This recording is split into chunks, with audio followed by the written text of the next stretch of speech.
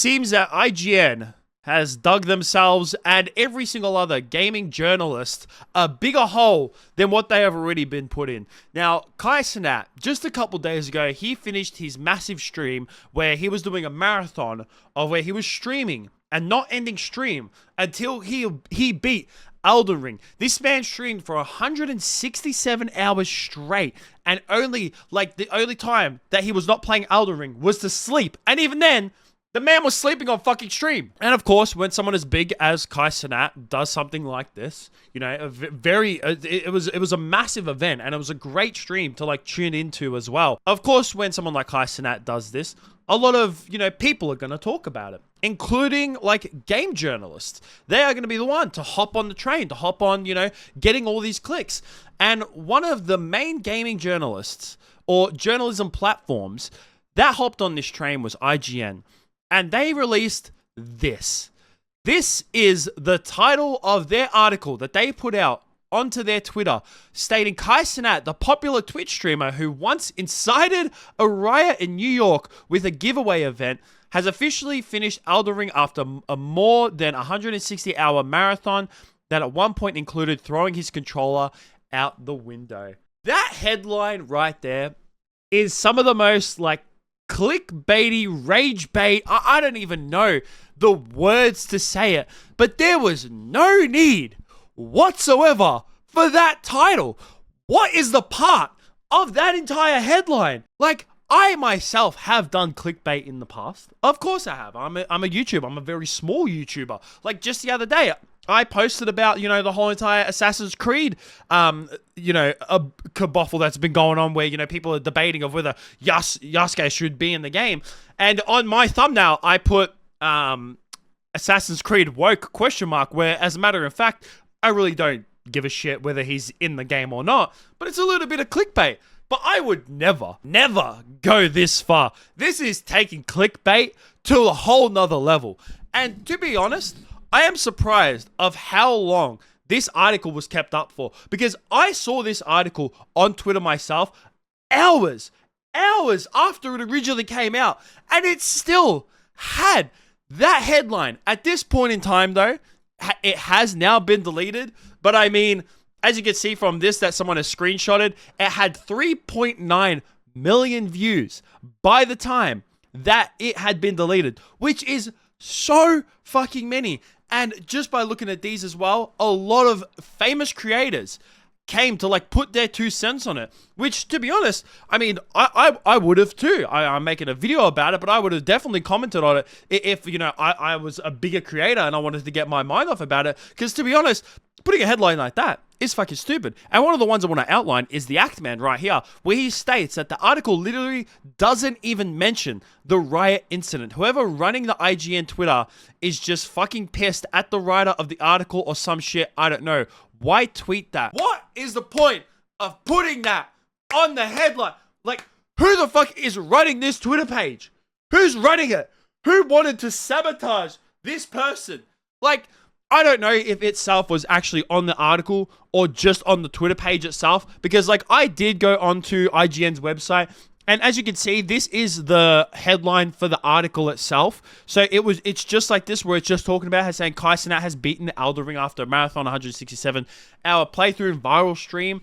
And it doesn't seem that, you know, the headline itself of the actual article did have that saying that he incited any riots. Now, it could have been changed at some point in time, but I do know as well that the person who did write this article, she has at this point in time privated her Twitter, because to be honest, I feel like a lot of people would have gone straight for her, and we don't really necessarily know whose fault this is, whether it's the author herself, like the one who, you know, originally made the article and she made the decision to make that the headline for the Twitter, or the person who's running IGN social media. But this took a massive hit.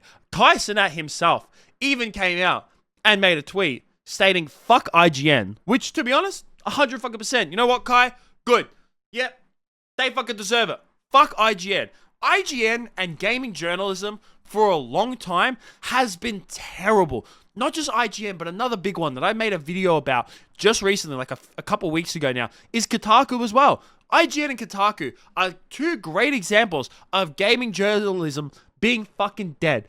They are absolutely fucking some of the the most terrible examples of when it comes to gaming journalism. IGN is historically, famously known for their terrible game reviews. Like, one of the most famous memes when it comes to IGN game reviews was this review right here for a Pokemon game, Pokemon Alpha Sapphire version for the 3DS, where they gave it a 7.8. A good game, but in the negatives, one of the negatives for it was too much water. That's right.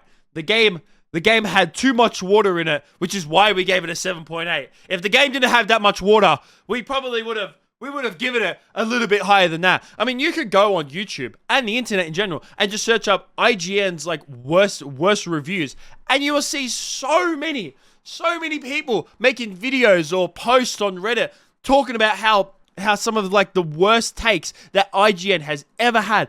The amount of games that they rate horribly is historical. And then talking about another gaming journalism, Kotaku as well. They are no longer gaming journalism. I mean, Kotaku is just a mess in itself. They're not gaming journalism anymore. They are more of a political journalism in video games than they are just talking about video games themselves. Because any way possible, they will try to sneak like their political views in any types of video games whatsoever. And it is historically fucking terrible. And this right here is a great example. This whole entire like tweet and article headline for the Twitter or whatever the hell it may be of Cenat stating about how like he's the one who incited the riot giveaway event has officially beaten the Elden Ring. Like, if it had happened a couple days ago, then I can like somewhat understand it. This shit happened 9 months ago. 9 months ago. And I know because I made a video about it. I searched on my channel, like, how long ago did I make this video about Cenat, like when the whole riot thing went down. It was 9 fucking months ago. That man has done so much other shit. And he's more than just someone who incited. He's the most popular streamer in the world. He has been for like 3 years running. I don't know if you like take it all that seriously, but the streamer awards, like that Cutie Cinderella runs, I think it's like the 3rd year in a row he won for the best streamer, and the man deserves it. He's legitimately the best streamer in the world, and I talked about it of when I made a video of him beating Melania, and I stated in my video that if there's one person who deserves the numbers that they get, deserves the subs that they get, because a lot of people, like whenever you see people on the outside and they talk about streamers, they're like, how the hell and why do these people get so many views? And you know what, when it comes to some streamers, I kind of agree, because they just, sit there and do nothing, and they just get thousands and millions of dollars, and they're millionaires, and they sit there and do nothing. I mean, like even for me, I would never expect to have like massive viewers like Cenat ever in my fucking dreams. I would never expect that to happen. But that man deserves it. The entertainment and the streams and the quality and the effort and the amount of money that he puts into his streams every single time, he fucking deserves it. He's more than just someone who incited the riot 9 months ago. Like, that shit's fucking behind us. Why are you gonna mention it? It's just so fucking bullshit. I wouldn't even say that it's like, I don't know. I hate to throw the word around like racially motivated. Whenever I hear people do that, I feel like they do it for like the most dumbest reasons. But like, this is one of the only times in my life where it kind of feels like it is. Like, it really does. This is one of the only times where I'll be like, man, this feels somewhat racially motivated. Honestly, it fucking does. Like I said, I usually hate when people say that. I like whenever people say like, oh, that's racially motivated, I'm like, you're just being an idiot. Like, you're actually just being an idiot, and you're not seeing past like, that as well. As a matter of fact, if you say that all the time, maybe you're the one who's actually racist. But this kind of fucking seems like it is. Like, it kind of does. And it's some of the worst shit that I have seen IGN post in a long time, and they post a lot of fucking bullshit these days. Not even just these days, in their history as well. But I'd like to hear what you guys have to think about this down below.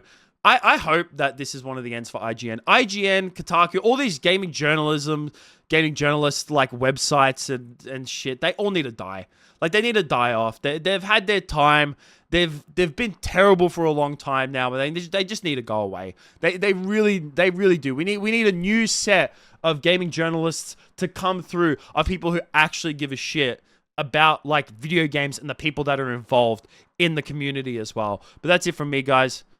Peace out.